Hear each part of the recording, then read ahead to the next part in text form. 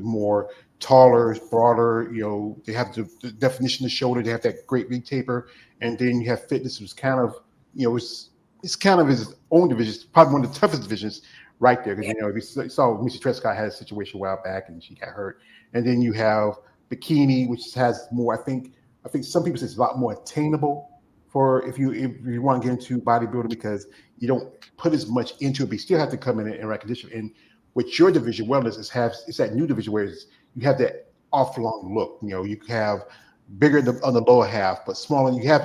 It's in between being a figure competitor and being like I would say, bikini competitor in a way. But still, you have to have those strong, you know, looking bigger, larger quads and also glutes. I mean, my man Keith said you have to have strong Afro genetics because that helps out. That's why so many Brazilians do so well.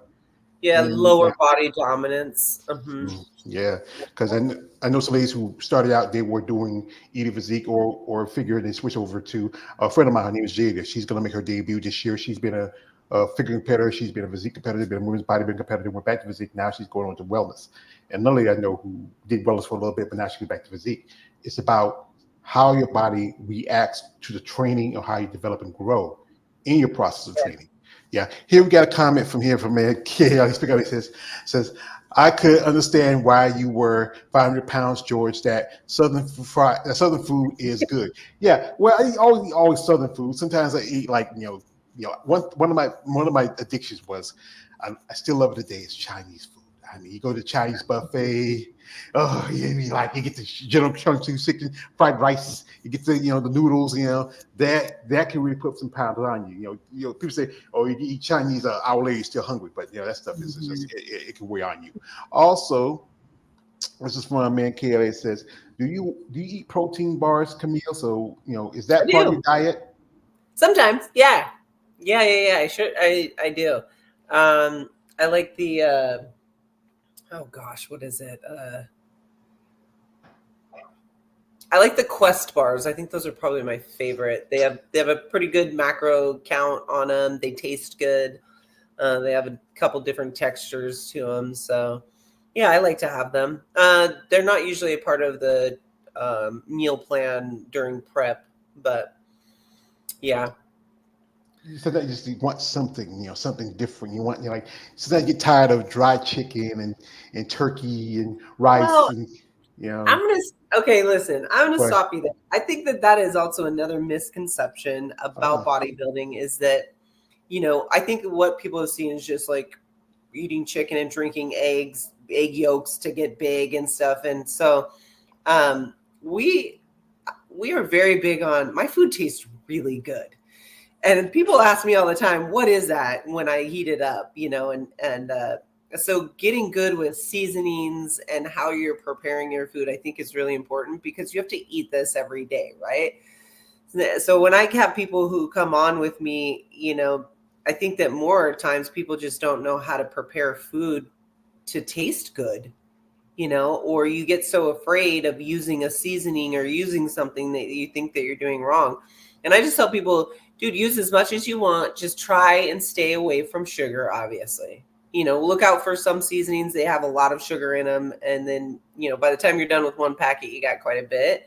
So let's just try and stay away from those. But I create my own sauces, but with using fat-free cottage cheese, yogurts, lots of seasonings, different ways I'm cooking it. The food's really tender, I've been on this shake and bake kick for some chicken strips for a while. I'm making some meatballs right now that are like to die for and just so easy to make and to eat. Take them anywhere, So not yeah. only have you body, but you have to be a master chef. You might need Gordon Elliott in your kitchen. Says Gordon Ramsay. I mean, he said your food tastes lovely. It's lovely. And then the other day you might have said this is shit. I just taste like this. He still gets the wall. Yeah, because I know it's just a lot to stay with certain sauces. Like especially you have a lot of especially I'm pre-diabetic. My sugar's been a little better now because I've made some choices. Even now, I like to have a nice, I might eat a a piece of chicken and I might put a little barbecue sauce on it because it's nice little taste. They have sugar-free barbecue sauce. I know. Hughes. That stuff is amazing. I use it all the time. Yeah. It's just like regular barbecue sauce. Well, as I said again, I'm not trying to be a bodybuilder, so I'm just trying to be smarter. Right. Yeah, that's me. Yeah. Here we get here from a man KL, one that says, "What body part do you think it needs an improvement on?" So, as you know, this is your growing season, and the judges gave you critique. You feel which is your body part you really feel like you need to put the most work on, invest into? Glutes and my quads. Glutes and my quads, like rounding out the glutes, and I've been doing that. And then really making sure that I have like the outer quad sweep. And so, and I've noticed that, I've seen the improvement so far, which is great. And I just need to keep doing that just as much as I can. Yeah.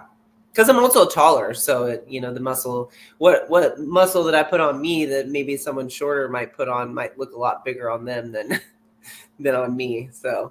Yeah, because you're 5'7", and usually I think the average woman's like maybe like below 5'5". Like there's one lady who just won the at the Atlanta. That is Michaela Aycock. She's 4'11", and she's like if you follow Michaela Aycock, she's like she's Mighty Mouse. She's Mighty Mouse. Yeah. I mean, and one lady who I'm a fan of, and I gotta bring her up every shot because I just love her, and that is Andrea Shaw. Oh my God, that was who I was gonna say too, and I couldn't think of her name. That I follow her. Oh my God. Oh, I just got goosebumps. She is so perfect. she's like the movie The Fifth Element. She's perfect. Actually, a friend of mine, her name is Eunice. Eunice runs her own clothing line called Bad Rap. Eunice was at the Olympia last year. Yeah. Yep. Oh, I love her. I think she's so beautiful. She really saved women's body. She's one person, also another guy who really. This is just every time I think about this guy, I gotta shout him out because he is the guy who saved women's bodybuilding, and that is Mr. Jake Wood right here. Yo, Jake, I want that money. I want that gun. So I can't help every time I say his name. I got to do my Denzel from Training Day. Remember? Yo, Jake. So also this from Kelly says, you should make videos on preparing healthy dishes. Are you thinking about doing that? Because that is really, that is really a popular thing. A lot of people are getting to the, especially social media, because we just did talk about how social media influencers and different bodybuilders. I used to do that. And it's interesting that you bring that up because I wonder why I stopped. I don't know. When I got into early recovery and before, when I didn't really know what I was doing about food and everything, I would make videos about, these shakes that I would make. And so I would show people what it is that I'm doing. Because people would ask me oh, what's in that? And I'm like, here, I'll just make a video and everyone in the world can see it. And and I used to take pictures of my food and post it. And I just, I don't think it's any one thing except for I just navigated away from a documenting lifestyle. And I'm not sure what the change was. It's a lot. It's a lot of things, like constantly having your phone in your hand, making sure to make content, making videos, posting them does take up a lot of time. So maybe that's what it is too. But it's I appreciate that comment, and I probably could do a little bit more, especially, making clean foods to show people how easy it is, and for recipes. Yeah, it's really simple. That's good, especially for social media, because you know what? That helps get your attention, get your recognition. Also, when you hit the one thing I think you see is important for judges is if they recognize you, and that can also affect how your judging goes. Like you say, hey, that's that lady. She does the cooking stuff. I like her. She does I'm always at shows. I'm always there supporting my teammates constantly. They're always asking me when are you going to compete again? When are you going to compete again? And I'm like, I'm working on it. So they definitely see me at all the shows, just there as a person, watching. So Yeah. Here we got a comment from man Kayla. He says, Kayla Aycock is especially her quads like she's the woman Wolverine. You're like, yeah, she is. I mean, she's going to Olympia for, I think this is going to be her sixth time, I think her third time in women's bodybuilding since she switched divisions. And she looks pretty good. I was rooting for I said, I interviewed Sheena Oleg. I was rooting for Sheena. I was, disappointed she got third, but just me being a fan. So, folks, we do appreciate the time that Camille gave us here. We're not going to hold her too long because I know it's about that time to eat to feed the machine. So, you know, Yeah. yeah, I've been doing this stuff for a long time, my dear, and I can see but this is one thing. I think one thing, especially as a competitor, support would help, especially if you get. So again, this is a special sport. I mean, like one thing, you still have to pay a fee as an amateur, and then when you get Sure. your pro card, you still got to pay your fee as a pro. I think Sure. there should be more, assistance as you go in this process. Like, okay, if you win a show, especially if it's national qualification, you Right. don't have to pay when you go do the national pro qualifier. Mhm. That's or they give you your money back. Think about because you think about some competitors would do two or three divisions at a show, and then that's maybe about eight to maybe about $1,000 you're spending per, just for that one show for three different or two different divisions. Things like okay, if you get, especially at the pro level, you get sick and you want to take some time off. Hey, they have something to help you out. Like okay, I have insurance, I have this, I have that. Those things can help you competitors because like if you look at the other sports, they have those things. But the problem is bodybuilding is seen as not considered a mainstream sport. I mean, Yeah. just saw that they're gonna have breakdance at the Olympics, and Yeah. that's like I used to remember watching breakdance. I remember watching breaking when it came out.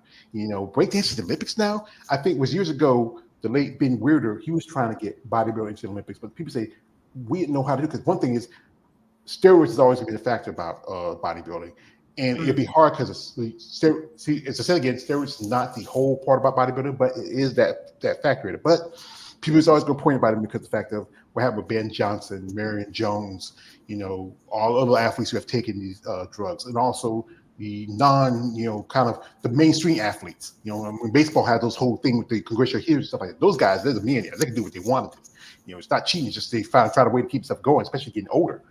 But I think you athletes deserve all the help and assistance that you go along your path. And it's lucky for you that you have sponsorship because, or people that are willing to help you. Because sometimes some women don't have that. Because I say this quite often, some ladies would do, excuse my French, that's what they are, the beat to beat websites. And they would do that, try to circumvent some money in between competition. You can have a full time job, but again, it's a lot more expensive for you ladies to compete compared to the men. And because other than the stuff like your coach, your travel, your we do a show, you have to pay your other fees and stuff like that. Yeah. I Hotel rooms are like, Yeah, hotel rooms, yeah, $400 for 2 days. That's a lot of yeah. money. I know some ladies I know who are friends would say they get an Airbnb because they can have a full kitchen, they can cook and do what you need to do while they're prepping. Sometimes they try even tell you you can't even bring a hot plate in anymore to these Yeah. motels. Yeah. It's just so much to this, but this is the investment into athletes like any sport. And I think these like NPC and IPB should invest in athletes. I know there's so many of y'all, but still, there could be a way to do it. One thing I think when people talk about is a union, but that's the thing people don't want to get into unions because but here's about Mm. unions. They helped out things, especially with people like I remember like my family, how back in the day you used to work from sun up to sundown and Hmm. then you only time you were off was Sunday. If it wasn't for unions, you wouldn't have that anymore. Even like I said, even the NFL and the NBA has. Like I said, my man, Big Keith, like I said, he played in the NFL for quite a few sometimes, and he still gets a pension.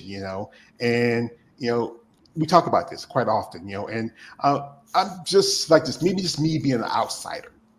I wish there was more for you competitors.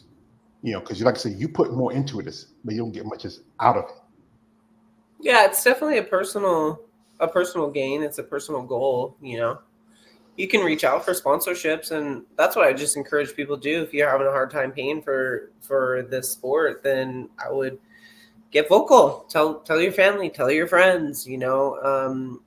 make proposal letters, take it to your job, take it to local businesses, and really get yourself out there. And it doesn't it doesn't hurt to ask someone to support you. And I always just say it really blatantly, I mean, yeah, this is my goal, but I really appreciate other people going along, and supporting me. And I found that people really enjoy supporting other people, which was really mind blowing to me, because people get to kind of like live vicariously through you, even though maybe maybe they wanted to do it, or they just are really, people are really proud and enjoy supporting other people. But you'll never know if you don't ask. The worst they could do is say no. Or they say yes and they give you a bunch of money, and or they give you a bunch of products. And I think my coach, she got a couple suits that people gave her. People give you clothes. You just, people give you money. Use a GoFundMe. Anybody can do a GoFundMe. So, Yeah, I did it. I was one point. I thought I was going to, after my mom passed, I thought I was going to move out of this apartment because we lived here for almost 30 years. But I did a GoFundMe. I was lucky. I got like maybe $5 out of it. No, actually $25. Then GoFundMe takes out so much out of a taxes, so it's like yeah. 20. It was $23 after that. But I was lucky for me that I didn't have to move because I lived here for so long. And it's a good thing about that. I'm the type of person. I think I've only moved maybe 3 or 4 times in my life that I can remember. We set some places you don't want to. Like my sister, she's bad for moving. She's done that a lot when she was growing up because my family was sharecroppers. We moved around a lot. But yeah, that's a good thing because I know. But then you have these guys out here, Camille, say, "Hey, Camille, yeah, I see your show. Yeah, like you're in that foodie division. I really like that. So if I do something for you, no, we can't do that. Miss Esquivel, we are interested in you, and we like your story, and we like to sponsor you. So, if you're interested in our product, if it works with you and also anybody else we'd like to be your sponsor. We Yeah. just want to see you grow as an athlete because you get that guys, you're like, yeah, you get that look in the eye. But you know what? That's the thing is, it's just everything like can be sexually objectified. That's just how it is, And even in this sport of bodybuilding, there is sexual objectification. You're looking at women walk around the stage, oiled up and tan. But you gotta remember, these ladies and men are up there on the stage. They are half starved, nearly dehydrated. They're not very happy, but they have to put as my other guy like to say, you have to put a smile on that face. And really you have to have a passion for a sport. You do. Here we got a comments from a man, KL. He says, I've been hearing that they are actually bringing breakdancing in the Olympics, but I could see that a bit. It does have athletics like flips and all gymnastics and dance capoeira. And also he says some of us try to support in our own way for the ladies, but I don't think anyone can do it in my opinion. Well, like I said, just his thing is just do as much as you think you can do. No one asks you to be, take care of them like be like a sugar daddy. Just maybe little things here and there, like show appreciation, show support. If you own a business and you want to help an athlete, like okay, I run a motel and we're gonna have a show. You have a show just coming up. It's gonna be in our area. We'll knock off the price of